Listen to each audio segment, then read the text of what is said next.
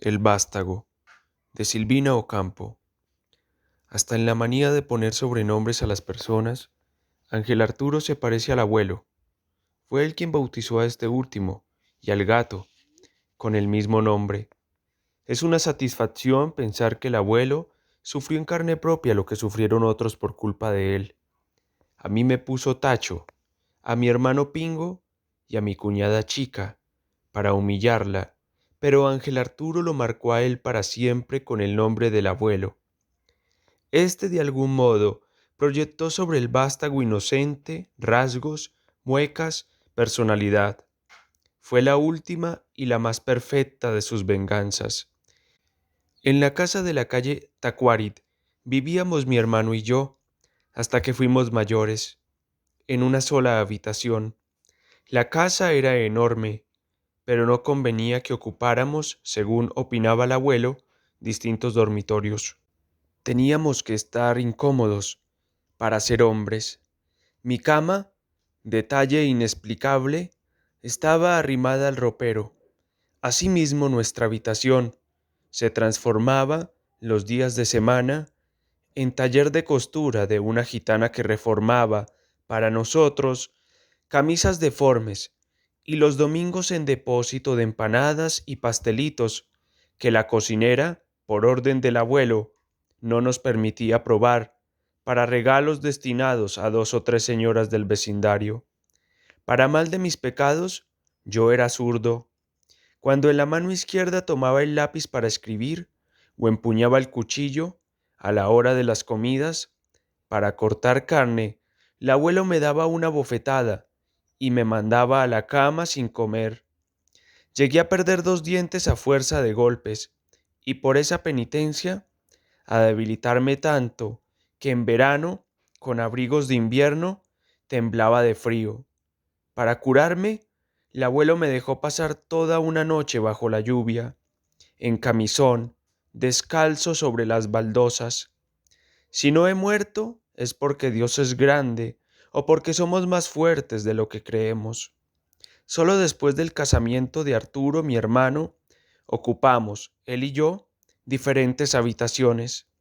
Por una ironía de la suerte, lograba con mi desdicha lo que tanto había esperado, un cuarto propio. Arturo ocupó una habitación, en los fondos más inhospitalarios de la casa, con su mujer. Se me hiela la sangre cuando lo digo, como si no me hubiera habituado, y yo, otra, quedaba, con sus balcones de estuco y de mármol, a la calle. Por razones misteriosas, no se podía entrar en un cuarto de baño que estaba junto a mi dormitorio. En consecuencia, yo tenía que atravesar, para ir al baño, 2 patios. Por culpa de esas manías, para no helarme de frío en invierno o para no pasar junto a la habitación de mi hermano casado, orinando o jabonándome las orejas, las manos o los pies debajo del grifo, quemé 2 plantas de jazmines que nadie regaba, salvo yo. Pero volveré a recordar mi infancia, que si no fue alegre, fue menos sombría que mi pubertad. Durante mucho tiempo creyeron que el abuelo era portero de la casa. A los 7 años yo mismo lo creía. En una entrada lujosa, con puerta cancel, donde brillaban vidrios azules como zafiros y rojos como rubíes, un hombre, sentado en una silla de Viena, leyendo siempre algún diario, en mangas de camisa y pantalón de fantasía raído, no podía ser sino el portero. El abuelo vivía sentado en aquel zaguán, para impedirnos salir o para fiscalizar el movimiento de nuestras salidas. Lo peor de todo es que dormía con los ojos abiertos, aún roncando, sumido en el más profundo de los sueños, veía lo que hacíamos o lo que hacían las moscas a su alrededor. Burlarlo era difícil, por no decir imposible. A veces nos escapábamos por el balcón. Un día mi hermano recogió un perro perdido y para no afrontar responsabilidades me lo regaló. Lo escondimos detrás del ropero. Sus ladridos pronto me delataron. El abuelo, de un balazo, le reventó la cabeza para probar su puntería y mi debilidad. No contento con este acto, me obligó a pasar la lengua por el sitio donde el perro había dormido. Los perros en la perrera, en las jaulas o en el otro mundo, solía decir. Sin embargo, en el campo, cuando salía a caballo, una jauría que manejaba a puntapiés o a rebencazos iba a la saga. Otro día, al saltar del balcón a la acera durante la siesta, me recalqué un tobillo. El abuelo me divisó desde su puesto. No dijo nada, pero a la hora de la cena me hizo subir por la escalera de mano que comunicaba con la azotea para acarrear ladrillos amontonados hasta que me desmayé. ¿Para qué amontonaba ladrillos? La riqueza de nuestra familia no se advertía sino en detalles incongruentes, en bóvedas con columnas de mármol y estatuas, en bodegas bien surtidas, en legados que iban pasando de generación en generación, en álbumes de cuero repujado, con retratos célebres de familia, en un sinfín de sirvientes, todos jubilados, que traían de cuando en cuando huevos frescos, naranjas, pollos o junquillos de regalo, y en el campo de azul, cuyos potreros adornaban en fotografías las paredes del último patio, donde había siempre jaulas con gallinas, canarios, que nosotros teníamos que cuidar, y mesas de hierro con plantas de hojas amarillas, que siempre estaban a punto de morir, como diciendo, mírame y no me toques. Cuando quise estudiar francés, el abuelo me quemó los libros, porque para él todo libro francés era indecente. A mi hermano y a mí no nos gustaban los trabajos de campo.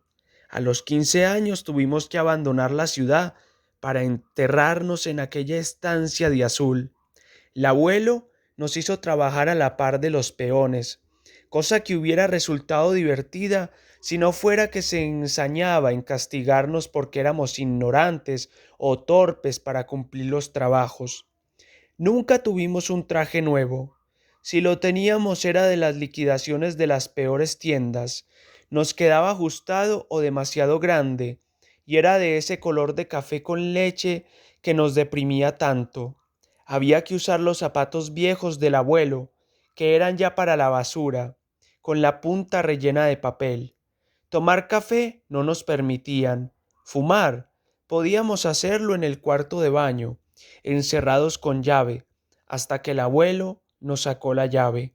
Mujeres, conseguíamos siempre las peores, y en el mejor de los casos podíamos estar con ellas 5 minutos. Bailes, teatros, diversiones, amigos, todo estaba vedado. Nadie podrá creerlo. Jamás fui a un corso de carnaval ni tuve una carreta en las manos. Vivíamos en Buenos Aires, como en un claustro, baldeando patios, fregando pisos 2 veces por día, en la estancia, como en un desierto, sin agua para bañarnos y sin luz para estudiar, comiendo carne de oveja, galleta y nada más. Si tiene tantos dientes sin caries es de no comer dulces, opinaba la gitana que no tenía ninguno. El abuelo no quería que nos casáramos, y de haberlo permitido, nuestra vestimenta hubiera sido un serio impedimento para ello. Enfermó de ira por no poder adivinar nuestros secretos de muchachos. ¿Quién no tiene novia en aquella edad? El abuelo se escondió debajo de mi cama para oírnos hablar a mi hermano y a mí una noche. Hablábamos de Leticia. ¿La sordera o la maldad le hizo pensar que ella era la amante de mi hermano? Nunca lo sabré. Al moverse, para no ser visto, se le enganchó parte de la barba a una bisagra de armario donde tenía apoyada la cabeza y dio un gruñido que en aquel momento de intimidad nos dejó aterrados. Al ver que estaba a 4 patas como un animal cualquiera, no le perdí el miedo, pero sí el respeto, para siempre. Amenazado por el juez y por los padres de Leticia, que había quedado embarazada en una de nuestras más inolvidables excursiones a Palermo, en bañadera, mi hermano tuvo que casarse. Nadie quiso escuchar razones. Por un extraño azar, Leticia no confesó que yo era el padre del hijo que iba a nacer. Quedó soltero. Sufrí ese atropello como una de las tantas fatalidades de mi vida. ¿Llegó a parecerme natural que Leticia durmiera con mi hermano? De ningún modo natural, pero sí obligatorio e inevitable. En los primeros tiempos de mi desventura, le dejaba cartas encendidas debajo del felpudo de la puerta o esperaba que saliera de su cuarto para dirigirle 2 o 3 palabras, pero el terror de ser descubierto y Ángel Arturo que nos espiaba paralizaron mis ímpetus. Cuando Ángel Arturo nació, oh, vainas ilusiones. Creíamos que todo iba a cambiar. Como carecía de barbas y anteojos, no advertíamos que era el retrato del abuelo. En la cuna celeste, el llanto de la criatura hablando un poquito nuestros corazones. Fue una ilusión convencional. Mimábamos, sin embargo, al niño, lo acariciábamos. Cuando cumplió 3 años, era ya un hombrecito. Lo fotografiaron en los brazos del abuelo. En la casa todo era para Ángel Arturo. El abuelo no le negaba nada, ni el teléfono que no nos permitía utilizar más de 5 minutos a las 8 de la mañana, ni el cuarto de baño clausurado, ni la luz eléctrica de los veladores, que no nos permitía encender después de las 12 de la noche. Si pedía mi reloj o mi lapicera fuente para jugar, el abuelo me obligaba a dárselos. Perdí, de ese modo, reloj y lapicera. ¿Quién me regalará otros? El revólver descargado con mango de marfil que el abuelo guardaba en el cajón del escritorio también sirvió de juguete para Ángel Arturo. La fascinación que el revólver ejerció sobre él le hizo olvidar todos los otros objetos. Fue una dicha en aquellos días oscuros. Cuando descubrimos por primera vez a Ángel Arturo jugando con el revólver, los tres, mi hermano, Leticia y yo, nos mirábamos pensando seguramente en lo mismo. Sonreímos. Ninguna sonrisa fue tan compartida ni elocuente. Al día siguiente uno de nosotros compró en la juguetería un revólver de juguete. No gastábamos en juguetes, pero en ese revólver gastamos una fortuna. Así fuimos familiarizando a Ángel Arturo con el arma, haciéndolo apuntar contra nosotros.